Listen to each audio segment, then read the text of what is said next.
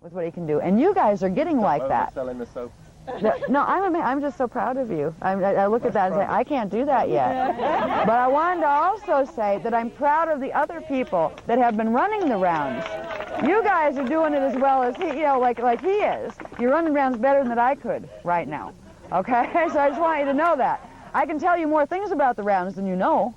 But as far as getting people's bodies where they need to be and getting everybody to be quiet at the same time long enough to get done what needs to be done while you're doing your part, that is a job. So the people that are running the rounds, I just wanted to say thank you. That is, you're doing amazing work that I wish I had time that I could, catch up on my skills with that. I can do it, but I would hate to, I could see me trying to run around right now because I have a million other things that I've been working on and focusing on. It's like, oh my God, where's my manual?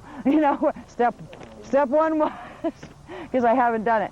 The techniques are going to be like this for you. I just want to point this out, that the most important techniques will be on the list of 12 steps that you're going to get hopefully by the end of today. You will get it by the end of today, at least that.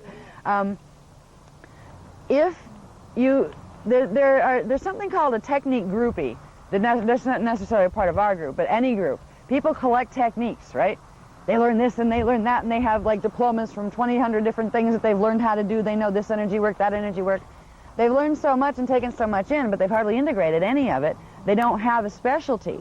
You need to spend the time, just like with me. I've not had the ability to develop a specialty in being a master of the rounds, right? And get out there and without looking at my book, just, do a good job at the rounds. There's other things I can do. I can talk for a whole day. I can talk for 2 whole days without even looking at a book. I keep going and going and going. Sometimes 4, sometimes 9, This is a technique. It's worth paying attention to now, and you're going to get a copy of this too. It's going to be in your thing.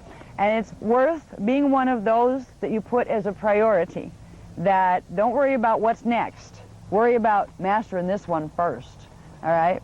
Now, you have other techniques you already know. They're compatible with this, but this is going to be a core technique that will take it into the future. If you're going to be teaching people, you can't start them with this. Remember, you need to start them with Maharic Seal and doing a regular salutation, because if they don't have those earlier activations in the DNA template, these will not activate. So from there...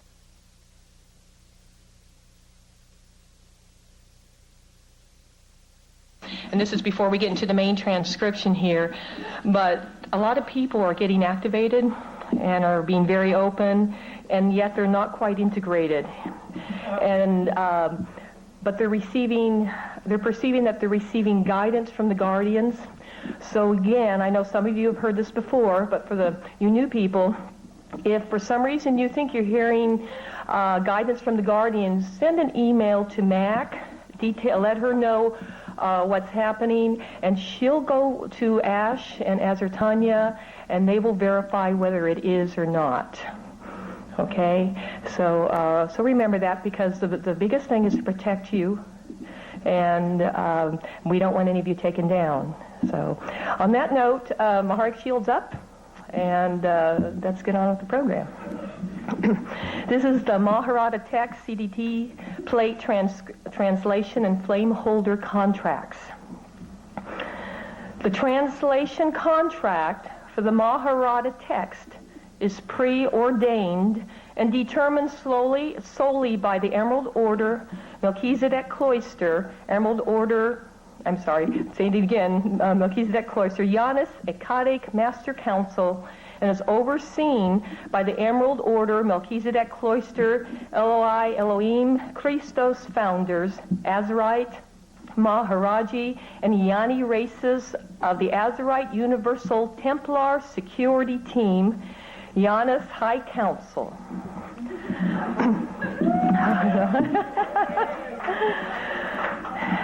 I'm seeing this for the first time too, so as dictated by ancient Emerald Order Melchizedek Cloister Janus security protocols, and as practiced throughout history, Maharata text translation contracts are solely entrusted to the 3 Emerald Order Melchizedek Cloister endorsed CDT plate speakers. All true Maharata text translations will be subject to authentication and source verification through Speaker 1. a lifetime position appointed prior to birth by the Emerald Order Melchizedek Cloister Janus Akkadic Master Council and held in this generation by Ashana Dean Etkar Melchizedek Cloister, who is presently the originator of all contemporary translations of Emerald Order Melchizedek Cloister teachings and CDT plate translations on surface Earth. Speakers 2 and 3 will soon join Speaker 1 in translation of Emerald Order Melchizedek Cloister CDT plate teachings. Prior to birth in this lifetime, Speaker 1, in translation of Emerald Order Melchizedek Cloister CDT plate teachings,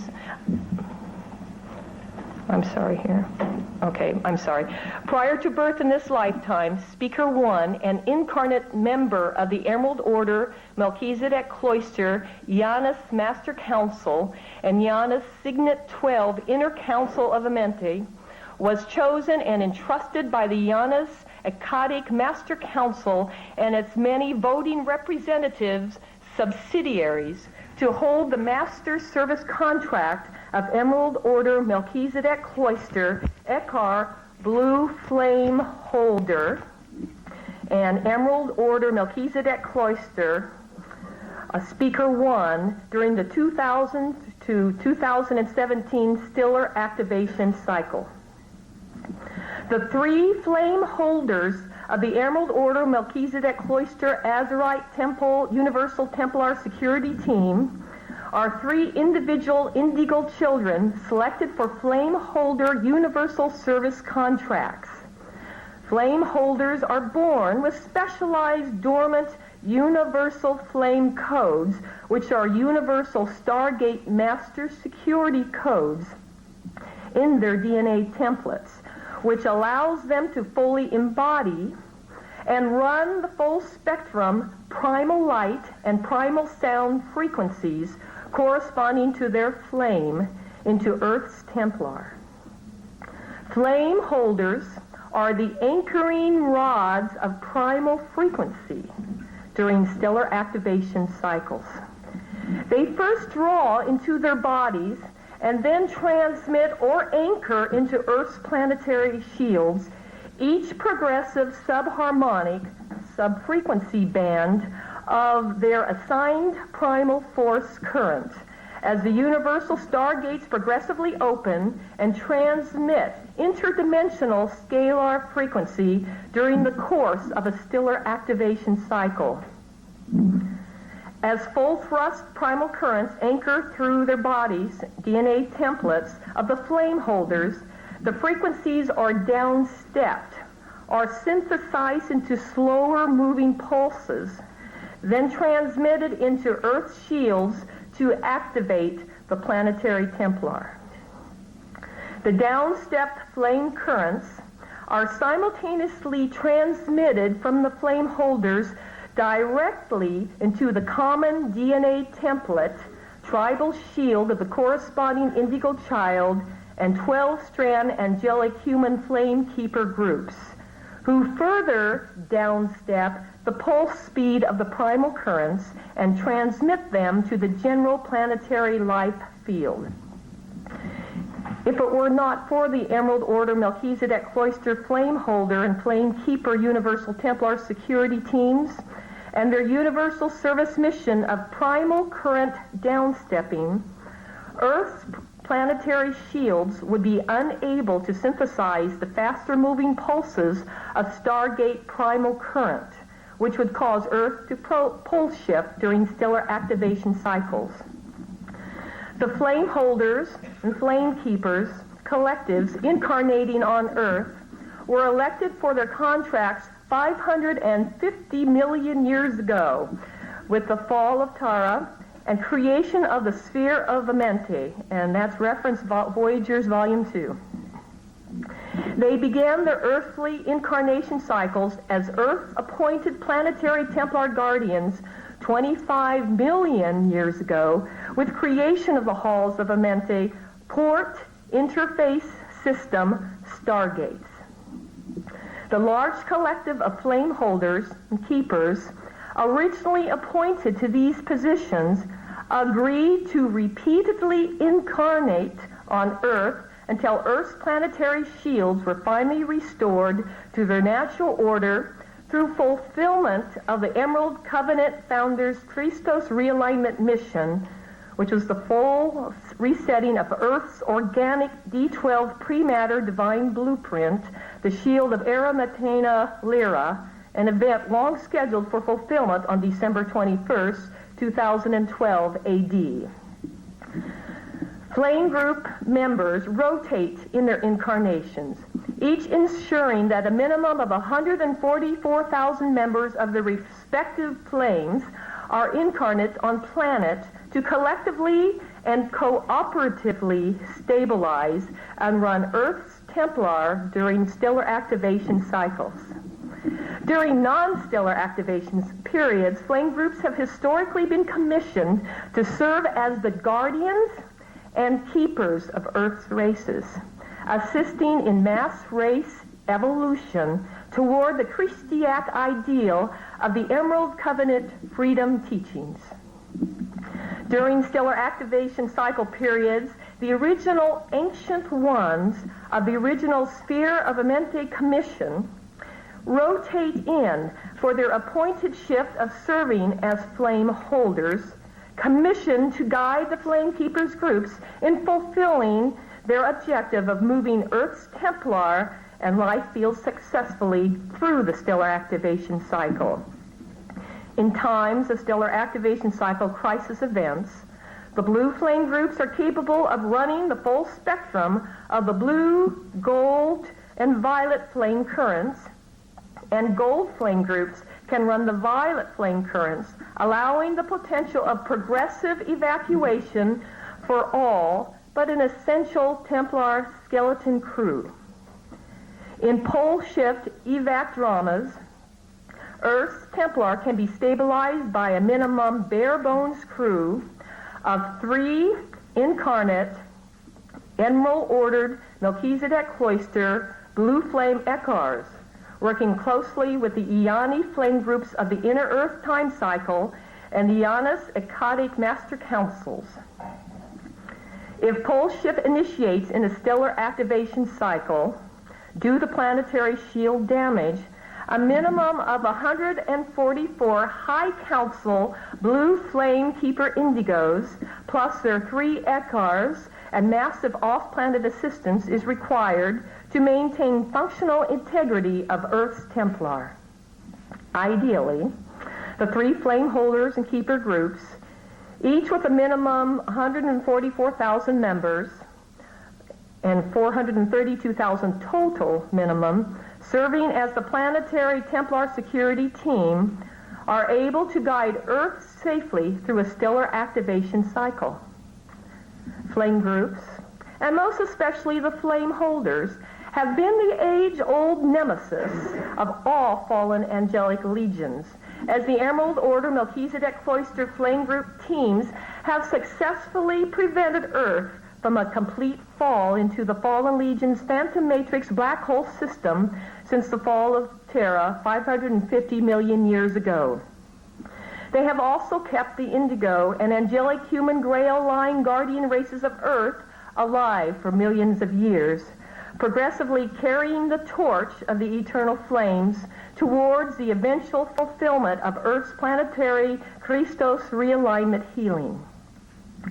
Each Emerald Order Melchizedek Cloister, Janus appointed flame holder of the 3 flame holders, Akkadic Blue, Polaric Gold, and Triadic Violet, has only 2 incarnate backups in case the original appointee becomes unable to complete the Emerald Order Melchizedek Cloister flame holder DNA activation cycle to fulfill the flame holder's master service contract.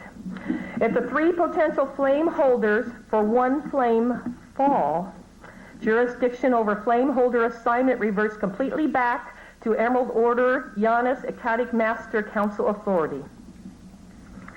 The blue flame holder position can only be reassigned to an incarnate 48-strand DNA template Emerald Order Melchizedek Cloister Ekar female, female form can carry the extra base magnetic flame codes needed to anchor the ecodic blue flame, who is capable of running all DNA template flame codes. There are only 3 incarnate Emerald Order Melchizedek Cloister Eckhars permitted to incarnate on surface Earth at the same time in a stellar activation period. More would pose threat, of course, of planetary grid overload when their DNA begins automatic activation in a stellar activation cycle. As previously identified, Emerald Order Melchizedek Cloister Blue Flame Holder Speaker 1 is one incarnated, activated, and Emerald Order Melchizedek Cloister Janus endorsed Emerald Order Melchizedek Cloister Eckhar.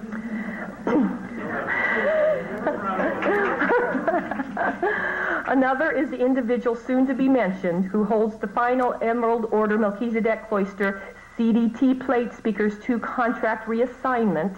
In mid-1999, the 3rd incarnate Emerald Order Melchizedek Cloister Eckhar fell to Omicron Draconian DNA template moadic reversal, just as his ecodic DNA template codes entered pre-activation initiation, which is the most vulnerable period for awakening Eckhars. Ecodic DNA template codes automatically shut down completely under the irreversible condition of DNA template monadic reversal. There are no backup Eckhars to potentially resume the Eckhar contract should one of the original 3 become unable to complete its part of the 3 Eckhars' common universal service mission.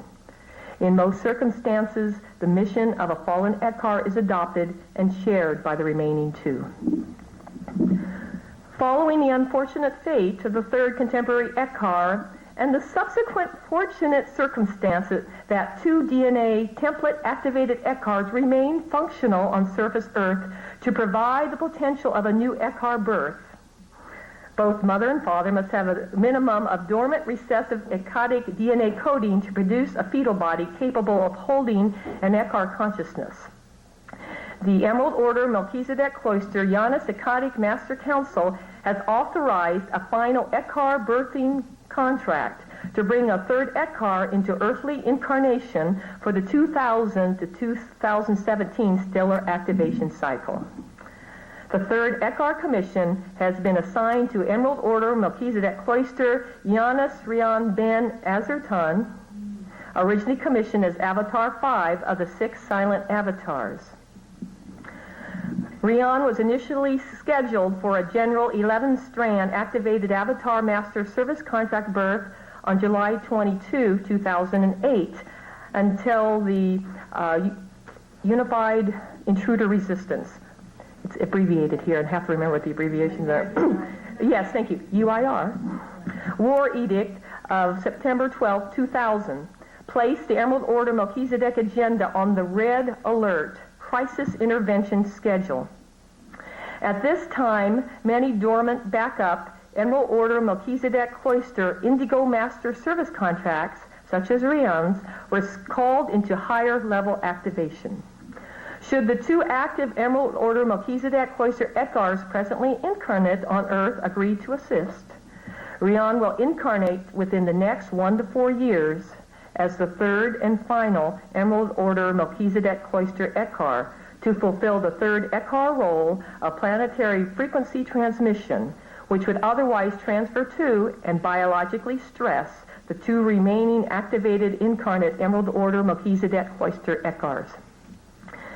Sananda ben Jehovah was Yeshua 12, Jesus in 12 BC to 27 AD lifetime, originally scheduled for May 5, 2012 birth as the 12-strand activated 6th avatar, could not take on an Eckhar birth contract in the present time period due to his prior master service contract commitments of assisting in a contemporary DNA biogenesis program for Ruby Order Anunnaki hybrid human races of Hyksos descent who are entering Emerald Covenant host matrix redemption contracts. He will initiate an early avatar birth before August 2003. Sananda is now scheduled, due to crisis intervention, schedule reassignment to incarnate through parents presently residing in Nova Scotia. Emerald Order Melchizedek Cloister Maharata Text Translation CDT Plate Speaker 2 and Speaker 3 contracts are now both officially activated due to necessary expedition of the original Emerald Order Melchizedek Cloister CDT Plate dispensation timetable brought on by the September 12, 2000 crisis intervention schedule. Emerald Order Melchizedek Cloister Speakers 2 and 3 are now officially endorsed and activated. Both, like Speaker 1, are incarnate members of the Emerald Order Melchizedek Cloister Giannis Master Council, each with their respective preordained, pre-birth universal service contracts. In 1992, the Emerald Order Melchizedek Cloister Giannis Ecstatic Master Council commissioned the contemporary Emerald Covenant. Thank you. It's amazing how your mind just blanks out. Emerald Covenant CDT Plate Speaker 2 contract to incarnate Emerald Order Melchizedek Cloister Azertanya Michael Dean, when the incarnate member of the Gold Order D12 Seraphi Seraphim Council originally assigned the Speaker 2 contract, Phil, that person fell to Omicron Draconian DNA template Moadic reversal. In 1996, 3 years prior to his meeting of Speaker 1 Ashana, Speaker 2 Azertanya was further assigned the final backup position for the Gold Flame Holder contract in the event that the incarnate Level 3 Ordinate Regent, originally holding the Gold Flame Holder backup Number 2 commission on behalf of the Ruby Order Anu Seraphim Middle Council, became unable to complete the Gold Flame Code DNA activation cycle as originally intended. The original Gold Flame Holder, an Elder Consummate Level 5, Emerald Order Melchizedek Cloister Ordinance of the Gold Order Polaric Wachayanas Middle Council, and originally a member of the Yana Signet 12 Inner Council, fell to Draconian Moadic reversal in 1988. Gold Flame Holder Backup Number 1, a D12 regent of the Seraphi Seraphim Middle Council, fell to a similar fate earlier. And at that time it was in 1972. In 1999, the Ruby Order Gold Flame Holder Backup Number 2 became biologically unable to fulfill Gold Flame Holder DNA template activation due to health problems related to Ruby Order Anu Seraphim defection from the Emerald Covenant Co-Evolution Peace Treaty. Subsequently, in January 1999, the Emerald Order Giannis Ecstatic Master Council initiated Gold Flame Holder ECAR DNA template activation in Speaker 2 Azertanya. Until Speaker 2 successfully completed the initial rounds of expedited Gold Flame Holder ECAR Code DNA template activation, the Iani High Council appointed a Gold Order, Emerald Order Melchizedek Cloister Saras Regent with partial recessive Gold Flame Holder codes in his DNA template, a temporary commission to assist the faltering Gold Backup 2 Regent in running the frequencies of initial Gold Flame Holder codes that had begun activation in his DNA template. This intermediary assignment was rendered in order to prevent automatic default activation of the Gold Flame Holder codes within the DNA template of the Blue Flame Holder, which would have otherwise occurred in response to Gold Backup 2 being unable to hold the frequencies of the Gold Flame Holder code activation. This would have severely damaged the Blue Flame Holder's body during that period of her own Blue Flame Holder code activation, and further activation of the Gold Flame Holder codes within Gold Backup 2's DNA and within the DNA template. And this would have caused rapid deterioration and physical death of his body. In August 2000, the Emerald Order Melchizedek Cloister Yana Psychotic Master Council and Iani Master Council guided speakers 1 and 2, Ecodic twins, into meeting for the first time, and initiated Yana's High Council contract in Peru in preparation for expediting completion of the Gold Flame Holder contract reassignment. Final transfer of the Gold Flame Holder contract was orchestrated 18 months sooner than originally intended, as the Emerald Order Melchizedek Cloister Yana Psychotic Master Council anticipated pending failure of the 1992 Pleiadian-Syrian Agreements, Emerald Order Melchizedek Cloister Ruby Order Emerald Covenant Treaty, and the resultant potential necessity of engaging the crisis intervention schedule. In October 2000, the Gold Flame Holder Commission was fully transferred to Speaker number 2, Azur Tanya, who recently completed the Speaker 2 contract DNA activation cycle and has just completed the final sequence of Gold Flame Holder DNA activations. Emerald Order Melchizedek Cloister CDT Plate Speaker 2 is now fully activated and is endorsed by and in personal speaker's communication with the Emerald Order Melchizedek Cloister Yana Psychotic Master Council, authorized to hold the legitimate Emerald Order Melchizedek Cloister CDT Plate Speaker 2 and Gold Flame Holder's position. In 2000, the Emerald Order Melchizedek Cloister Yana Psychotic Master Council tentatively commissioned the contemporary CDT Plate Speaker 3 and Violet Flame Holders contracts to incarnate Violet Flame Holder Backup number 2, an incarnate Emerald Order Melchizedek Cloister Regent of the Emerald Order Iyani Ramayana Council, and began the preliminary Violet Flame Code Speaker 3 DNA template activation cycle. The original Violet Flame Holder, who originally held OMC CD Plate Speaker 3 contract, an Elder Consummate Initiate Level 5 Emerald Order Melchizedek Cloister Ordinant of the Triadic Ramayana Base Council, fell to Necromaton Andromi Nephilim Monadic Reversal in 1970. The Braha Rama Level 3 Regent Violet Backup number 1 met a similar fate at the hands of the Omicron Draconian Collective in 1996. In October 2001, the Emerald Order Melchizedek Cloister Yana Psychotic Master Council observed that any further expedition of Violet Flame Speaker 3 contract code activation for Violet Flame Holder Backup number 2, originally not scheduled for activation until 2012, would biologically overstress her system, resulting in premature death of the body and subsequent inability to successfully fulfill either commission.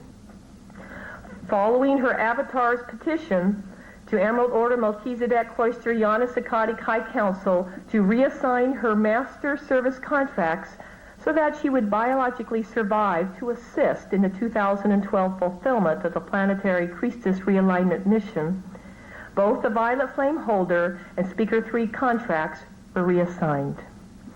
Unlike the requirement for reassignment of the Blue Flame Holder Commission, reassignment of the Violet Flame Holder Commission does not require an incarnate Emerald Order Melchizedek Cloister Ekar, but it does require a minimum DNA template qualification of Emerald Order Melchizedek Cloister Elder Consummate, a Level 5 Emerald Order Melchizedek Cloister Ordinate by birth, in order to ensure biological stability during the frequency braiding associated with the Flame Code contract reassignment.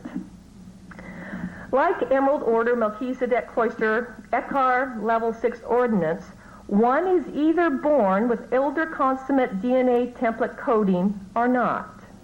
It cannot be tacked on or initiated after birth. To do so would rapidly end the physical life of the body. There are only 6 Elder Consummate Ordinate Riche permitted to incarnate to incarnate on Earth at the same time. Same reason as with the 3 Ekars, the potential planetary grid frequency overload. The 6th level 5 ordinate Emerald Order Melchizedek Cloister Emerald Consummate Riche incarnate. They all incarnate in the same time frame as the 3 level 6 ordinate Ekars, as do an additional 3 Emerald Order Melchizedek Cloister Consummate Rishi level 4 ordinates. And these are again by birth contracts only. All serve as incarnate members of the Emerald Order Melchizedek Cloister Janus Master Council if they are successful in completing their respective consummate, elder consummate, and Ekar DNA template activations within their commissioned awakening cycle. Together, these 12 individuals form the embodied Emerald Order Melchizedek Cloister Janus Signet 12 Inner Council, and this is not to be confused with the Anunnaki's Council of 12 Fallen Angelic Collective. The surface Earth representatives of the Emerald Order Melchizedek Cloister Janus Master Council Administration. Emerald Order Melchizedek Cloister Janus Signet 12 Inner Council is the Emerald Order Melchizedek Cloister Azurite Security Team Administrative Council, appointed as the primary earthly trustees and contact personnel of the Iani and Janus High Councils. These positions of Emerald Order Melchizedek Cloister responsibility are not awarded lightly and are all the product of long-standing pre-birth assignments decided upon via Janus Master Council vote.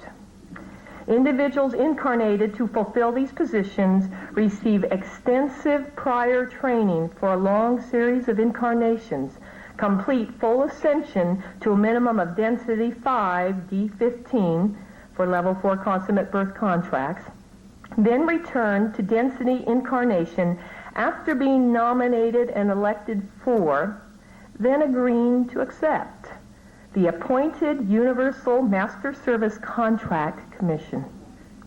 All will go through their original awakening period when their contract initiates activation in their encoded DNA templates. Some will fall to earthly illness, amnesia, or fallen angelic infiltration during the vulnerability period that occurs as early DNA template initiation and preliminary activation cycles begin, never to fulfill their intended service contracts.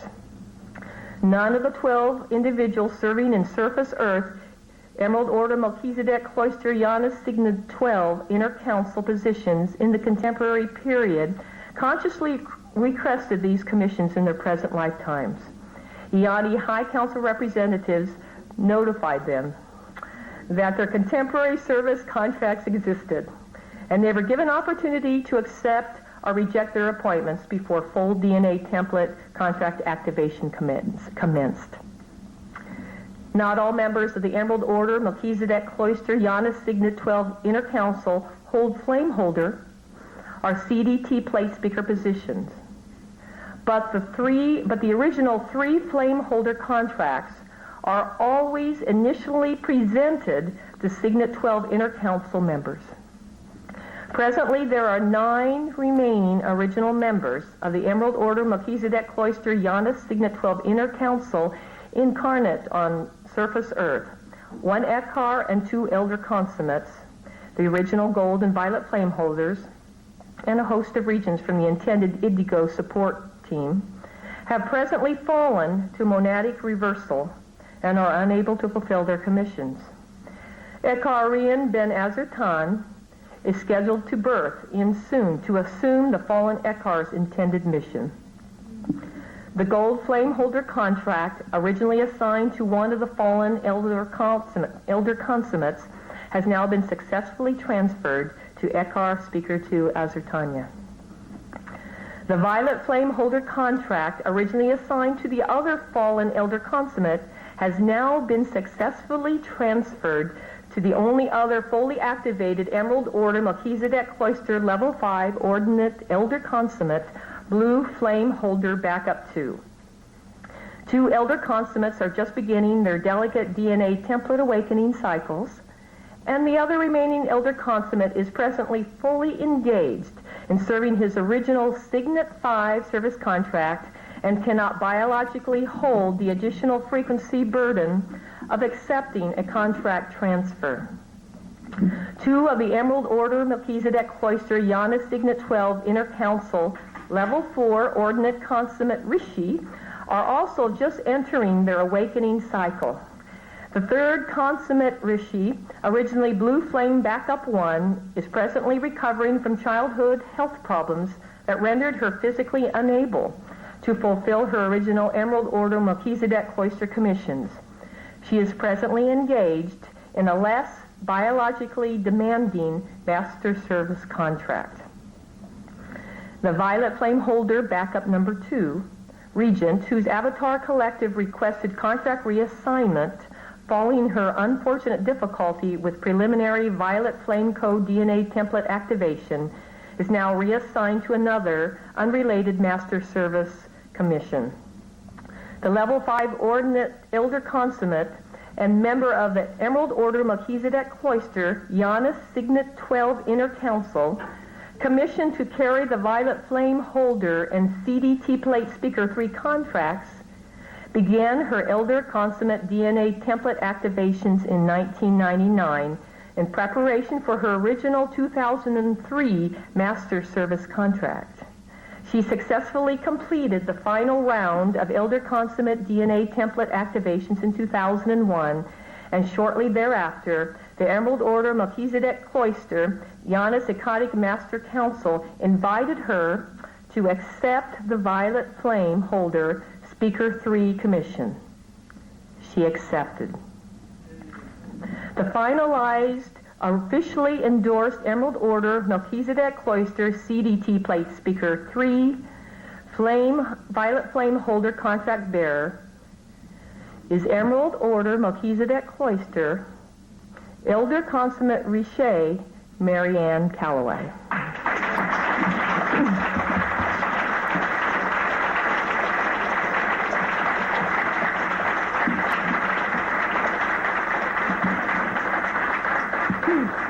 Yay, Matt. Yes.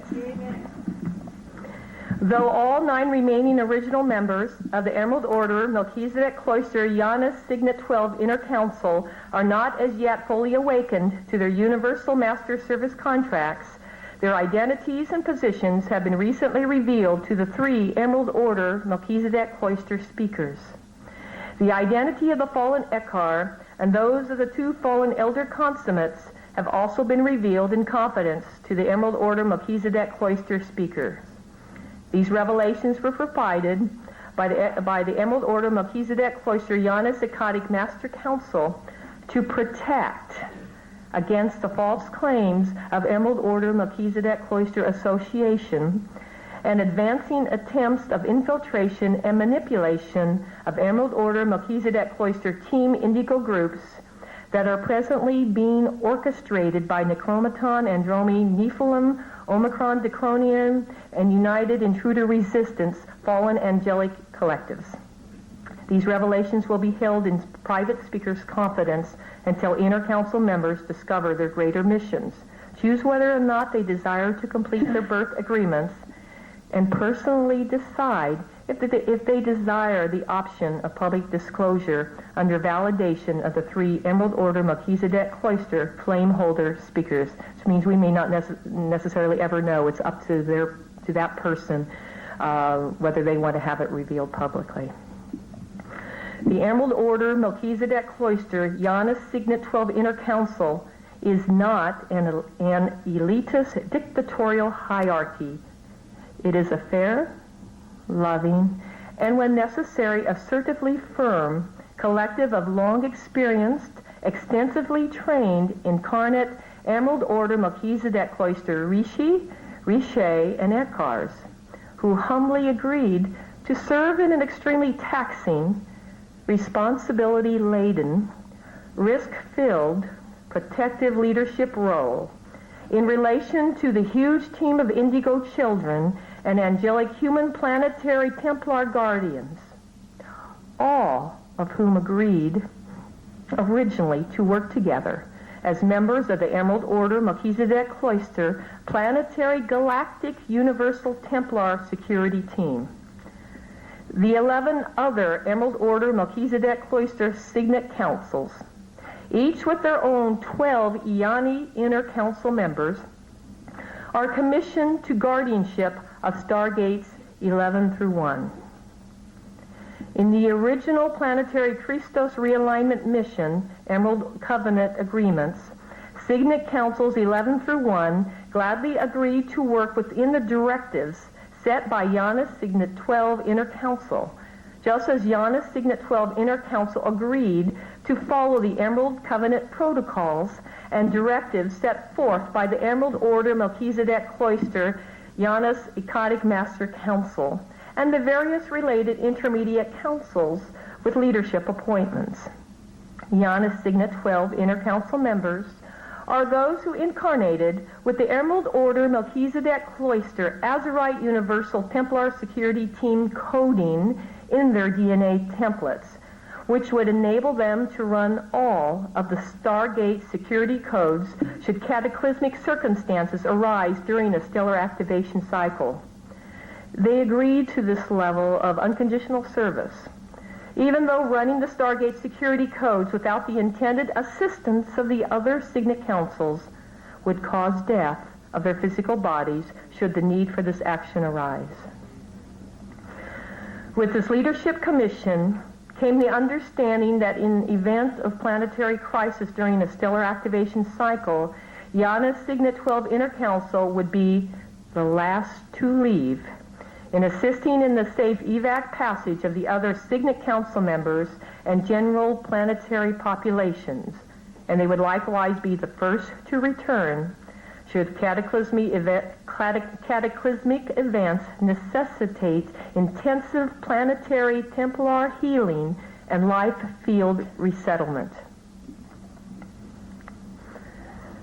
The next section is on the Emerald Order Melchizedek Cloister CDT plate speaker, flame holder contract finalization, and Plan B. No backup reassignment for flame holder or CDT plate speakers contracts will be commissioned henceforth in this present stellar activation cycle, as the Emerald Order Melchizedek Cloister Janus Ecodic Master Council has, out of necessity, initiated the Plan B evac training schedule as a precautionary measure in regard to Earth changes potentials 2006 through 2012. The Emerald Order Melchizedek Cloister evac training schedule has been initiated in order to prepare the Indigo Templar Security Team flame groups to assist humanity and themselves directly should the undesired possibility of Earth changes arise as the stellar activation cycle proceeds through the 2006 to 2012 period. Plan B protocol requires that successfully awakened and awakening members of the Emerald Order Melchizedek Cloister Janus Signet 12 Inner Council, who are historically those most experienced in crisis intervention operations, and incarnate flame holders and members of the many Indigo Children Flame Keeper groups that are most immediately capable of successfully fulfilling their appointed crisis intervention universal service contracts in cooperation with the Signet 12 Inner Council 3 Flame Holder team, will be those entrusted by the Emerald Order Melchizedek Cloister Janus Ecodic Master Council to serve as the Surface Earth Administrative Branch of the Azurite Universal Templar Security Team. The now successfully awakened and Emerald Order Melchizedek Cloister Janus Ecodic Council endorsed 3 Emerald Order Melchizedek Cloister CDT plate speakers flame holders who work cooperatively and in concurrence with each other and with the Emerald Order Melchizedek Cloister Yana Sikhatic Master Council and Iyani and Maharaji Master Councils, and whose integrity has never been in question among the Midi Guardian Race Councils who respectively requested their services, will remain as the primary surface earth source of Emerald Order Melchizedek Cloister contact throughout the 2002-2017 stellar activation cycle period. As part of their common Emerald Order Melchizedek Cloister Universal Service Contract, they have been asked by the Janus Ekadic Master Council and have agreed to assist the Iyani in bringing to surface Earth the Iyani Inner Earth Contact Course over the next 3-year period. The Iyani Contact Course, to be first introduced in workshops beginning in summer 2002, will provide the tools for those working with the Emerald Order Melchizedek Cloister teachings to begin exploring the opportunity to engage safe and tangible personal contact with members of Inner Earth and Palladia Iyani Master Council Guardian races.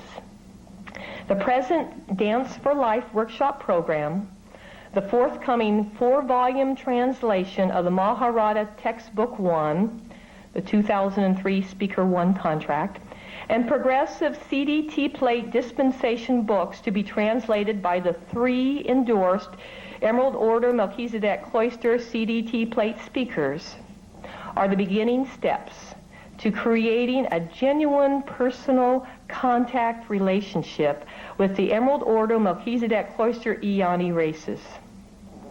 Such a relationship will be extremely invaluable, if not intrinsically essential, should the need for Iyani Maharaji evac intervention arise over the next 15 years.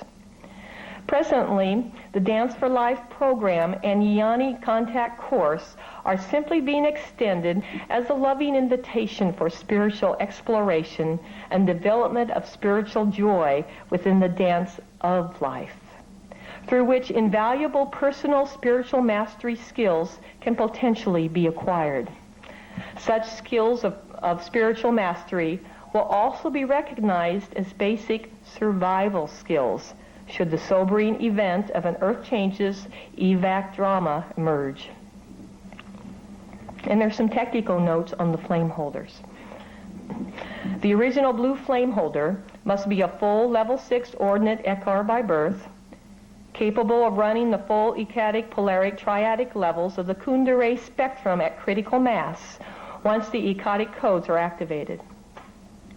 Backup blues require a minimum of level 4 consummate Rishi DNA templates at birth, capable of running at least the first level of the ecadic matrix Kundalini current at critical mass via an Inner Earth level 6 Ekar host matrix. Contemporary Speaker 1 is the original Blue Flame holder, having successfully completed Blue Flame Code and Speaker 1 contract DNA template activation and receiving conscious training with the Iyani since childhood, following a 400-year period of specialized training prior to the present Ekar birth.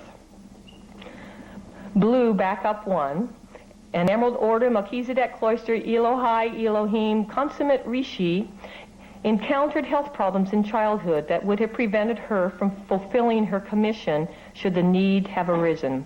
As previously mentioned, Blue Backup 2, an Emerald Order Melchizedek Cloister Elder Consummate of the Janus Signet 12 Inner Council, was recently reassigned to fulfill the Violet Flame Holder and Speaker 3 commissions.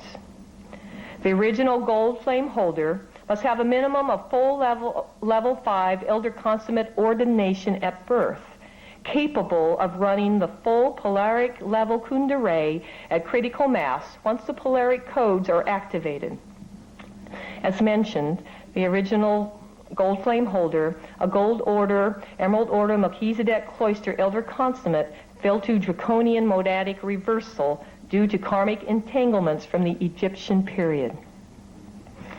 Backup golds require a minimum of level 3 region ordination at birth, capable of running at least the first level of the polaric level Kundera at critical mass via an inner earth level 5 elder consummate host matrix. As previously mentioned, due to the fall of the original gold flame holder and gold backup 1, and health issues preventing gold backup 2 from fulfilling his commission, the gold flame holder and Speaker 2 contracts were reassigned to the other activated Emerald Order Melchizedek Cloister Ekar as Ertanya, a member of the Janus Signet 12 Inner Council, as the Emerald Order Melchizedek Cloister Janus Master Council's last attempt to secure fulfillment of this commission for the 2000 to 2017 stellar activation cycle. The original violet flame holder must be a minimum of an elder consummate initiate, capable of running the full triadic level Kundera at critical mass once the triadic codes are activated. The original violet flame holder fell to Nephilim monadic reversal in 1970. Backup violets require a minimum level 3 regent ordination at birth, capable of running at least the first level of the triadic level Kundera at critical mass via inner earth level 5 elder consummate initiate host matrix. As mentioned, the violet flame holder and Speaker 3 contracts have been reassigned to the elder consummate who originally held blue flame backup 2 position. And I turn it back to Mac.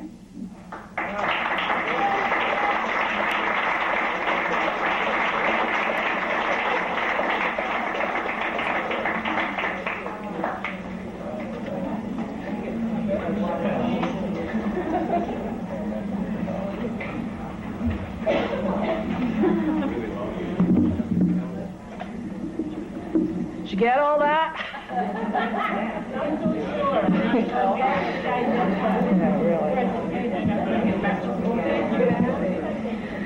Okay. The reluctant speaker. Not me. Okay, next order of business, and they should be arriving probably right around the time this is finished, so our timing is perfect, is a technique that was scheduled for the weekend called activating the Merkaba of the first cell. And there's a little bit of intro which I'll read for you. This technique is designed to open DNA strands 1, 2, and 3 to facilitate opening of the fourth and fifth strands. It does so by activating the tiny Merkaba housed in the first cell located at the tip of the tailbone. Dan, you just woke yours up a little while ago. It activates the indigo imprint and allows body to bring through the frequencies of the Ki Rasha, the primal light, and the Kundera, the primal sound, in through the first 3 chakras, setting the grounding base for the Kundera. It's essential that you have completed the Maharak Seal technique before beginning this exercise, which we're assuming that we all have. So let's just take a moment now to bring up our Maharak Seal, reinforce it, and get it nice and strong.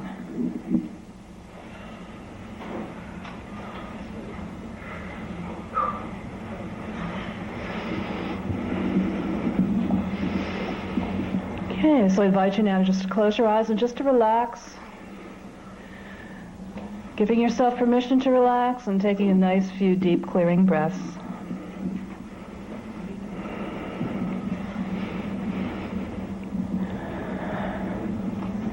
As we relax, just continue to breathe and gradually bring your attention to the 2 large Merkaba fields which surround you. The one above your head, electrical, spinning clockwise, that's if you looked up at its point, and the one below your feet, magnetic, spinning counterclockwise.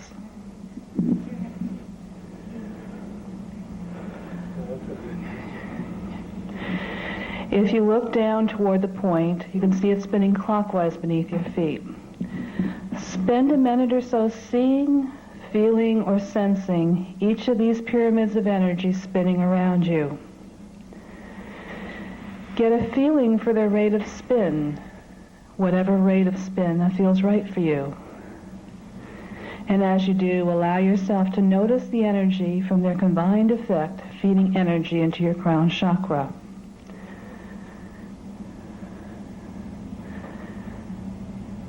Without losing the sense of your spin rate, try to feel or sense the energy flowing down your central vertical current, all the way down into your tailbone, feeding energy into the tiny Merkaba located there. Spend a moment just feeling that energy there.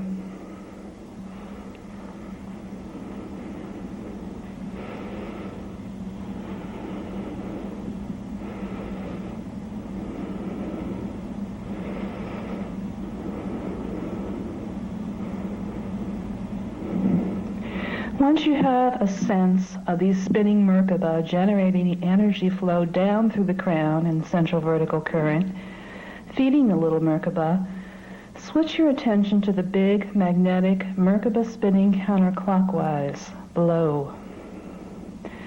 This corresponds to the downward pointing part of the tiny Merkaba in the first cell.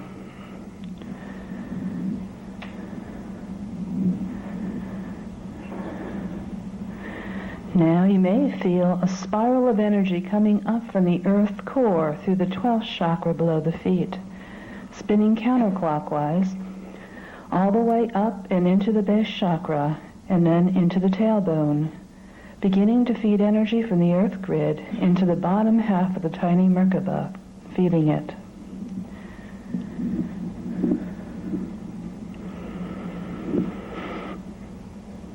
Once you have the rhythm of this counterclockwise flow set comfortably, combine your sense of the electrical Merkaba spinning clockwise above you with that of the magnetic spiral flow coming from below. Work to hold your awareness of both elements of energy spin coming to feed energy to the little Merkaba in the first of the 8 cells in your tailbone.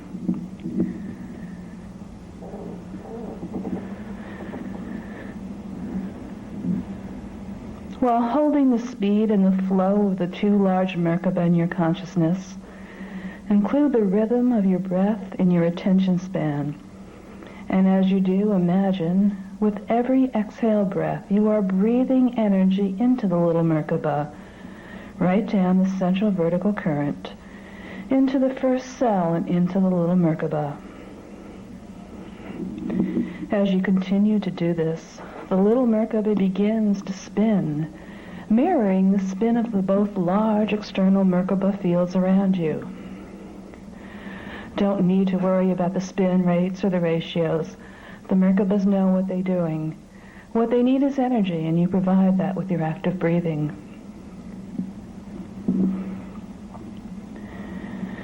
So with every exhale, become more conscious of your feeding energy into the little Merkaba. The electrical element will respond and speed up. As it does, it will control its own magnetic spin rate. Continue to breathe with it until the upper electrical part of the tiny Merkaba seems to burst into a sphere of light.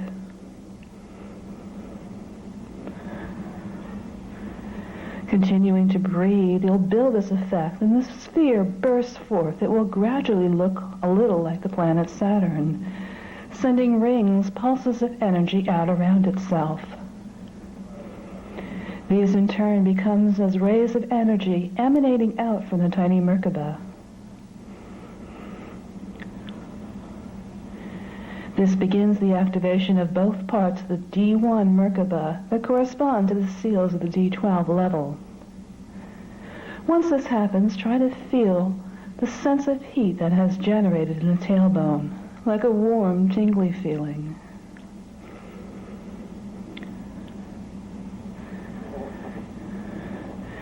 Breathing the tingly feeling upward with an inhale breath, all the way up to the pineal gland at the center of the brain. With an exhale, push it out and feel the frequency pushing out through the pineal seals. Become aware that the tiny Merkaba has moved up to the pineal gland and is spinning there. Try and feel the sensation of the 6-pointed, 3-dimensional Merkaba spinning at the center of the brain. This will produce a frequency release that will assist the release of the cranial sacral seals that will control your ability to bring in your higher consciousness into the DNA template. This actually changes brainwave patterns by introducing alpha and theta frequencies to the usual beta patterns, helping the body, the mind, and the spirit to work together to develop new neurological networks that will allow multi-vector perception to become an easier thing to accomplish while focused in the physical body.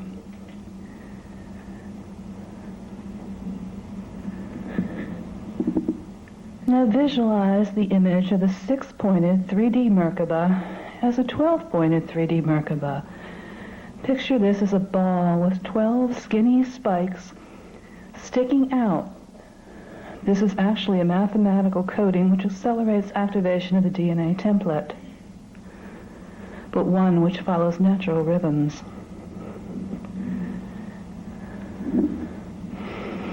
See if you can feel the difference in the energy signature of the 12 versus the 6-pointed star.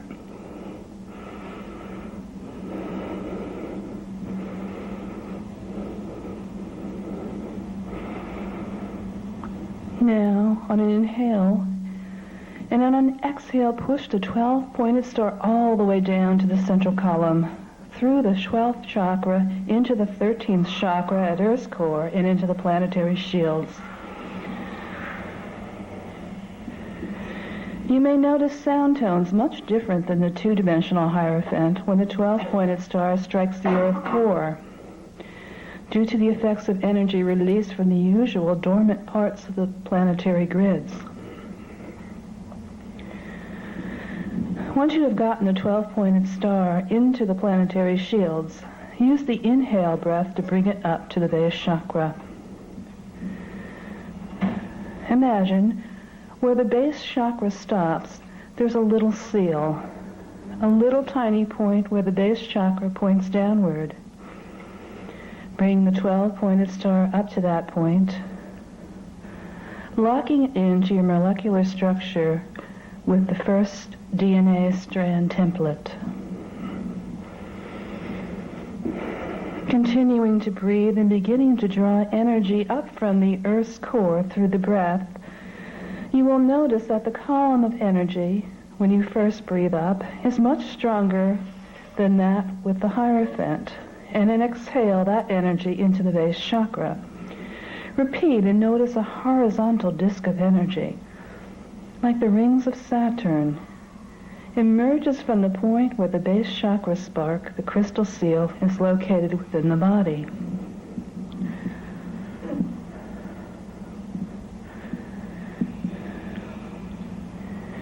Inhaling again from the planetary shields, and pull the 12-pointed star up to the main vertical current to the second chakra, to the center of the bow tie-shaped cone, and exhale the rings of Saturn again from that point.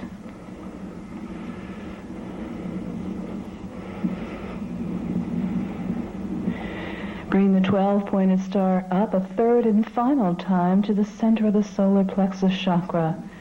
Inhale from the planetary shields and exhale to create the rings of Saturn effect.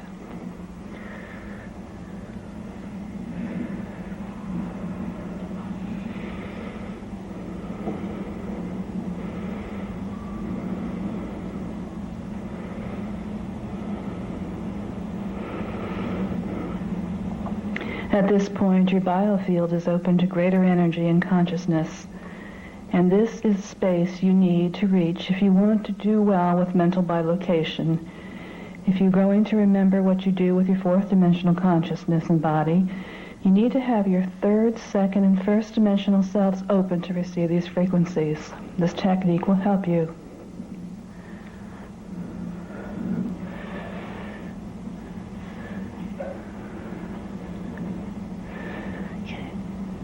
Okay, our energy work's now completed, so just bring yourself gently back, slowly and carefully.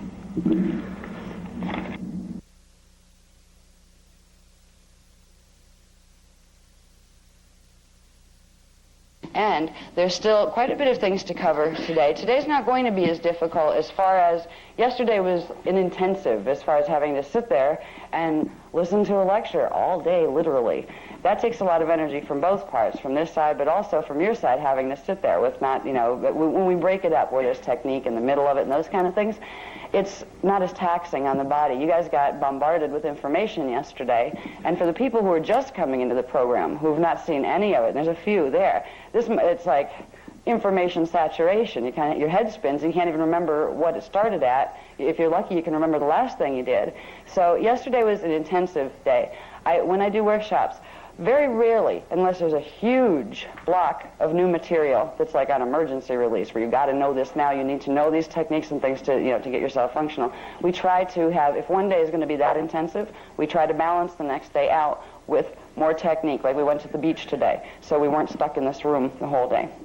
Now, there's still more technical information to cover, but the hard stuff, the new stuff, and I'm saying hard because it was even hard for me. I had to get this information down in like 2 hours flat, get it on a graph, and know it enough to teach it to you guys, the next day or in a couple hours. Well, you're welcome. Thank you. Thank you very much for thanking me. That's not what I'm not looking for that. I'm just really looking for your understanding that when it gets hectic like this, it's not that somebody's trying to victimize you. It's like on this end, we're running ourselves ragged. We've hardly slept at all. We wanted to get you your manual.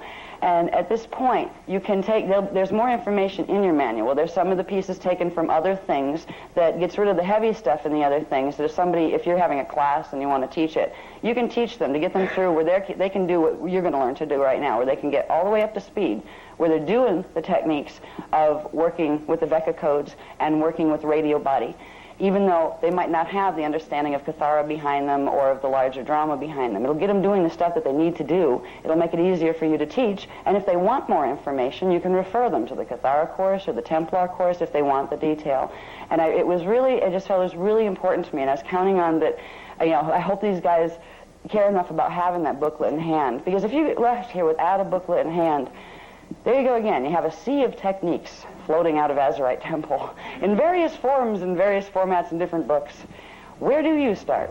What do you do first? What do you do last?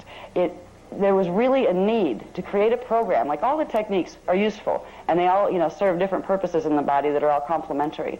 But a simple format of how do I integrate this into my daily life, where I don't have to just quit my job and just do technique for the rest of my life all day long. We've put that together for you. You have the booklet now. The booklet, I call it a booklet, it's about 60 pages. It's probably going to at some point be expanded, possibly into a small published book. I don't know if Brian at Granite's interested in it, but he might be. And it's basically a simplified course of the hardest stuff we've taught so far, right? Because we're getting into the atomic structure. This was new, where the information that we shared with you yesterday about the Manet, the Mano, the Manet, and the Ire. All of this information was new within the last week, scribbled all over pads because it was coming through in 7 different currents from the CDD plates. So this information is taking us to a point now where we're integrating all the spiritual stuff and structure stuff that we learned right into how it's working in our bodies.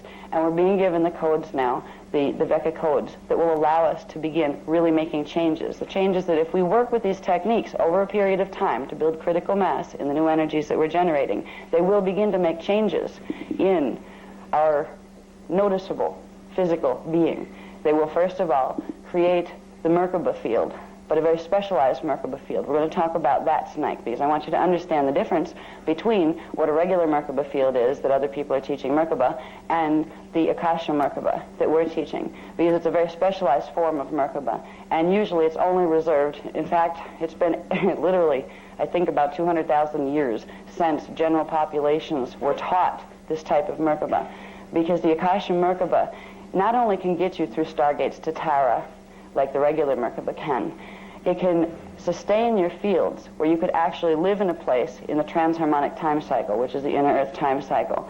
It allows you to hold the frequency. It's the equivalent of our D12 Mahanta Merkaba. So we're jumping from just learning how to get our Nethra Merkaba on the bottom going to hopefully being able to create holophase Merkaba, which we'll talk about later. That holophase Merkaba in the natural, regular Merkaba structure is the second phase of Merkaba. And it would take you 2 more phases to get up to developing a Mahanta Merkaba, a D12 Merkaba. Holophase Merkaba is only a 6-dimensional Merkaba. You can get to Tara with that. You can get to density 2 with that, but that's all. You can't sustain your body in inner Earth for any long period of time in that type of Merkaba. You would need to be in one of the polarized systems because it can't hold the fully integrated frequencies that inner timeline, that inner Earth timeline runs on. This particular Merkaba, and it looks like this when it's formed around the body, but it spins. They both spin. This little contraption here, this is so cool because we had the drawing on, scratched on a piece of paper, and there's very specific proportions to it and that kind of thing. Az created this from the drawing. He actually brought it into physical form. We're going to be taught as we go along how to use this form in making things like this, because there's various purposes for this. One of them is communication. They're actually devices that can assist in communication with the Ioni races of inner Earth because they're coded to the inner Earth frequencies. This structure, however, is the structure. It's an outside version. What you're looking at is an outside version of what an Akasha Merkaba looks like around your body and also on each dimensional level of your body. You would have little tiny Merkaba like that that's actually flowing the life force currents through your body and through your cellular structure. You would have little Merkabas like that in the neutron windows. They would be actually the machines, the biological machines that create the current that moves those primal force currents through. In building this Merkaba in our fields, we're being given an opportunity that is very, very rarely given. Not only will we be able to possibly, as long as things go well on the planet where we still have the option of stargates opening, we will have the opportunity to be able to go into the halls of Amente stargates. We will have the opportunity to go through a passage that's called the Amareya passage. The Amareya passage, if you think of a Cathara grid with the 12 points on it, that's the one that comes down the right side, where it's the 12, 9, 6, 3 passage. This one jumps harmonics, which means it's a safe passage to wherever you want to go. Only the true ascended masters and the true Christic beings use this passage because it can't be used by any of the fallen angelics. They can't hold the frequency of it because it requires that type of Merkaba to move through it. So we are actually, this is the beginning of an invitation that I'm very surprised that it's being offered. Nobody told me that it was, and through the process of this workshop, it's become apparent that we are being offered, and it won't be like an invitation to pop through tomorrow, but we're being trained here, offered the opportunity to train for something that is much bigger than what I thought it was ever going to be. I figured I would be very happy if I could get people to get through into inner Earth, into the Amente stargates, just to be able to have those experiences. But they're actually training us to go into the Amareya passage, which is it's like a free ticket to the universe. The Amareya passage opens into every stargate system, and only people who are in the master's course of training ever get trained in that type of Merkaba use, in that kind of passage. So I don't know why yet that they're bringing these teachings to us. All I know is that they are, and these used to be the most highly guarded secret teachings because there are certain things about them that you can't run a Merkaba like this on anything less than a D12 current. So it can't be used by fallen angelic races. When you work with Merkaba structure like this, they can take the technology, but they can't make it work because they can't activate the frequencies that it requires to run. But when we're working with the Mana, the Mane, and the Ire, those frequencies on the lower levels of their manifestation can be used and twisted, and that's what a lot of the false ascension teachings are doing. They're teaching you how to ascend right into Phantom Matrix and telling you that's going to be a good thing. So we are on a very special path here, and I know that path leads to the potential of walking through, literally being able to transmute your body and bring it back on the other side into inner Earth, where we actually get to visit that place. That place is a physical place when your body is calibrated to a certain frequency, just like this place is physical. Physicality is really an illusion, no matter where you are, but you will see as solid what's one dimension below your station of consciousness. This particular Merkaba structure will not only allow us to go into inner Earth, but inner Tara, inner Gaia, and all the way up if we wanted to. There's a Merkaba that can get us out. So the people who have contracts in this life, and eventually you come to understand your own contract. You come to feel that, yeah, I'm I feel a part of myself that knew what I came here for. And you'll get information progressively. Your own avatar levels will release information to you. Some of you came to get out completely. Others came to take a tour and see what it's like on Tara or maybe Gaia. But the people who have come to really just, they want to ascend this time. They want to do the Ascended Masters things and maybe come back once they have their codes where they can have more frequency available and things like that. But this is the Merkaba that you get out with if you want to go all the way out. So we're on a journey here, and we're on a journey together. And it centers around Merkaba mechanics. Merkaba is a part of our everyday life. It's a part of the way reality forms itself here. We have everything in manifestation has a Merkaba field.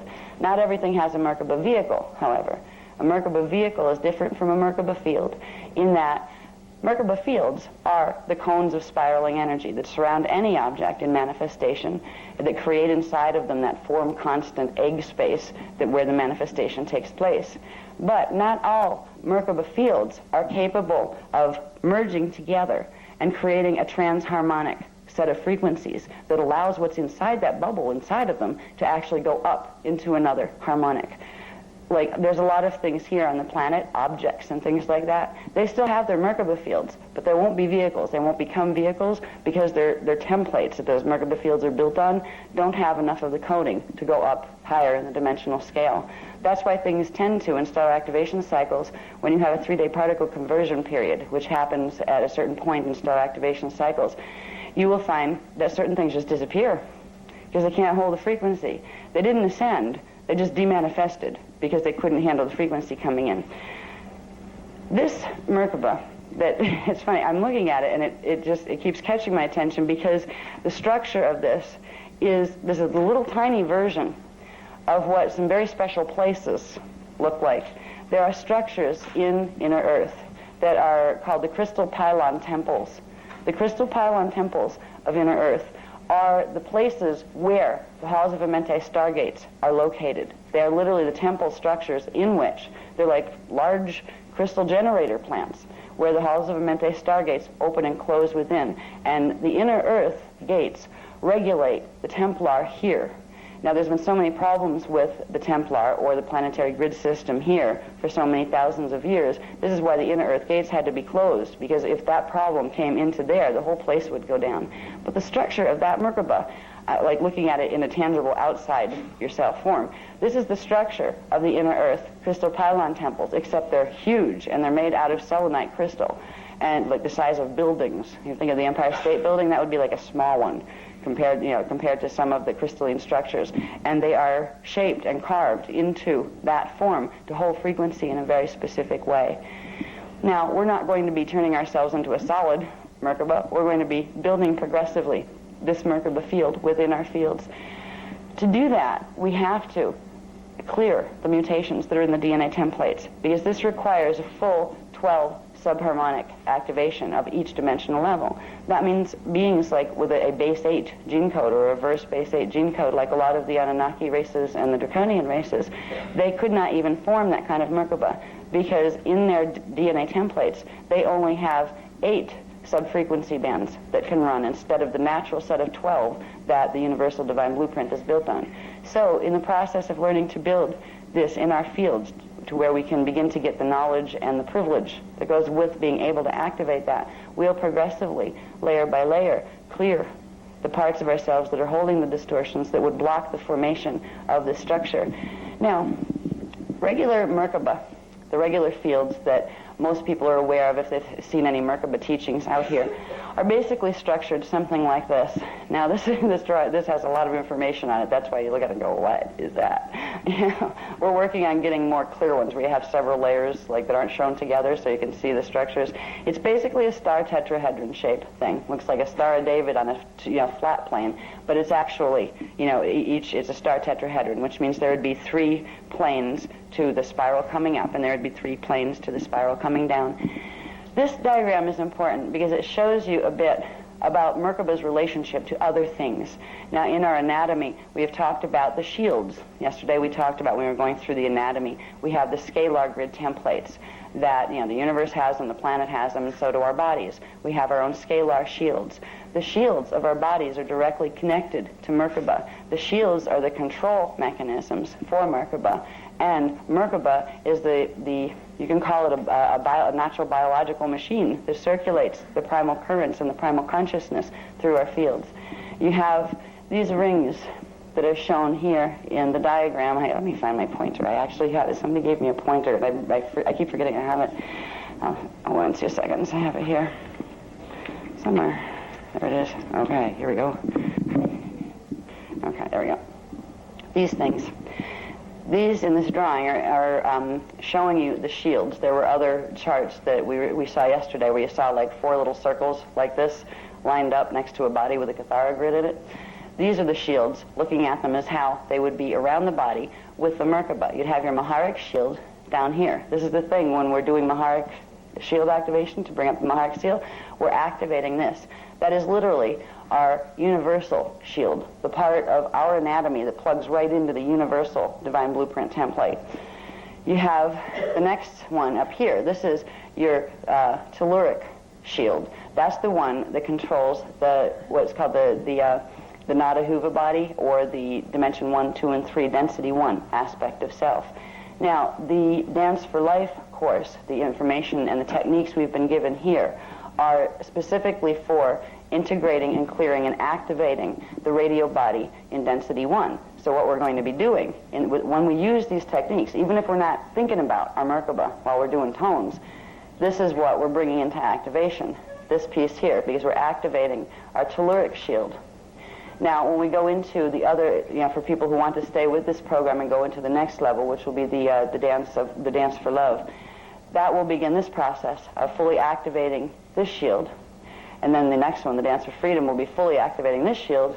And then the final one, the Dance for Joy, will be finally activating this whole shield. Because right now, when we activate our Maharic shield, if you look at the shields, they're kind of like bullseyes. They have these, if you could look at them and visualize them as being crystalline structures made out of pretty little crystal points that are arranged in very specific, intricate geometrical designs. That's the mathematical template that tells the consciousness and the primal life force currents that our body is made out of, tells it what way to bend light and what way to move sound in order to create the three-dimensional hologram. What we're doing when we're activating the Maharic shield right now is we're actually activating this little part of it around here, not the core at the center, just this little band of it right around in here. And there's many other bands that would take it out. It goes out hundreds and hundreds of feet once you get it fully activated, and you can learn to expand it. You can actually expand the Maharic shield below your feet to literally wrap around the planet. So this is, we're not activating to that level yet, because to do that, to activate all of this, requires progressive activation of each of these, because each of these are mathematical templates, and if you squished them all down, they would be in here. All right? So this shield holds all of the information, mathematical information, of the other shields as well. So to get this activated, we need to progressively activate these as well. That's why we're doing these 4 parts of this course, where we will, one at a time, we will activate each phase. And we're not just activating. You can activate a Merkaba, but if your DNA still is holding mutations, if you still are not able to open the neutron windows in your cells, if you are still holding reversed matrix coding in your template, in your DNA template, and if your radio body does not have all the natural currents flowing through it, if any of your ki or your chi or your mana or any of that is blocked, you're going to create a mess when this activates. What you're going to create is, this would look like a thing with holes all the way through it. If this was like a solid cone of energy that's spinning, you would have holes and rips all over it.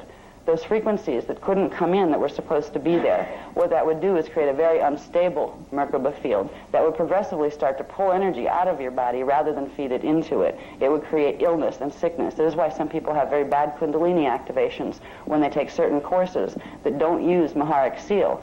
The Maharic seal begins the process of putting the divine blueprint back, so you get all the frequencies, at least temporarily, into your body that you need. When you're doing this type of work without Maharic seal, you are literally activating a broken Merkaba. And when you do that, you can get parts of it to activate, but some will spin in reverse, some will spin lopsided, and you can really, really harm your body that way and your consciousness.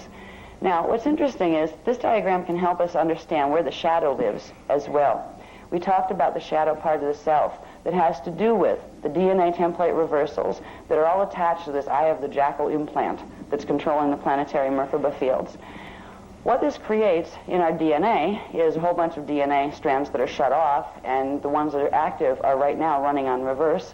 As we're activating DNA strands now, what the fallen angelics were hoping would happen was we would continue activating up to the 8th subharmonic in each of the first 4 strands and do it on reverse, which means we would be living in phantom matrix by the end of this stellar activation cycle under the great overlords, some of them named like Jehovah, some of them named Allah, all the different ones that have personified themselves down here and represented themselves as externalized God figures that we're supposed to worship. None of those were truth. They took true teachings, and they took true spiritual teachings, manipulated them for their own purposes in order to trick us into this final fall. What they have orchestrated from the beginning was an attempt to make the fallen angelic, the angelic races become fallen angelic races, because we were in their way of taking over this time matrix. The human race was created as a guardian race to protect this time matrix from falling into the black hole system. So from the moment of our creation, it set us into a situation where we were here to run the divine intention, the original intention for this time matrix on behalf of the Christos and on behalf of Source. And that meant that the others who were not doing that, the others who wanted to not do that and who were more interested in abusing the privilege of having creation here, immediately took a very strong disliking to our races. This is a very long battle that we've been involved in. What's happened in this battle, you can look at what happened to our Merkaba right now as like having battle scars. We have a lot of rips and tears and things where things were poked in where they didn't belong.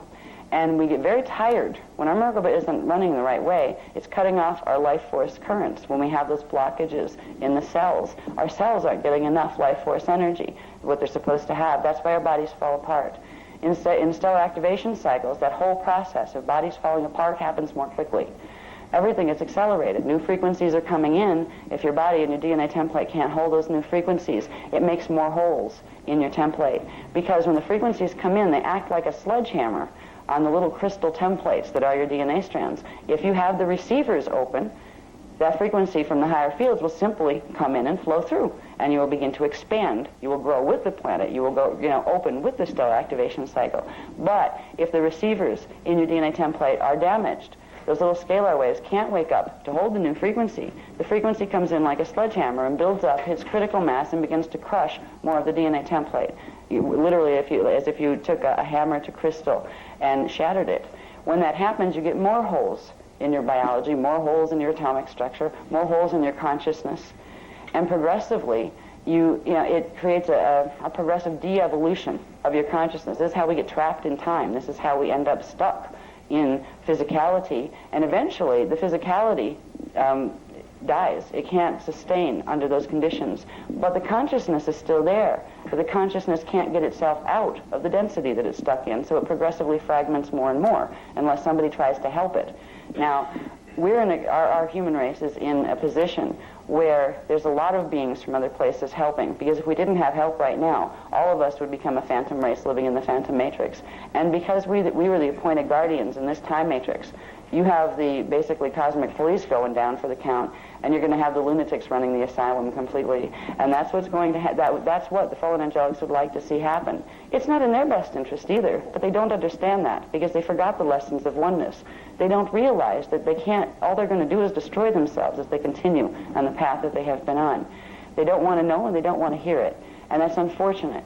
But it still comes back to, we're in the middle of a wonderful drama in certain ways. It can be scary in other ways, but it's wonderful because we've waited for literally 250 billion years for this point in time, when the races here could finally say, game over, time for a nice, relaxing Christos space to live in, time to heal from this very hard learning and healing experiment that we've been through. Our healing comes from healing our bodies, because if we heal our bodies, we can begin to bring the rest of us in so we know what to do, so we remember what we came here to do. We all agreed to come into this drama. Nobody's been victimized.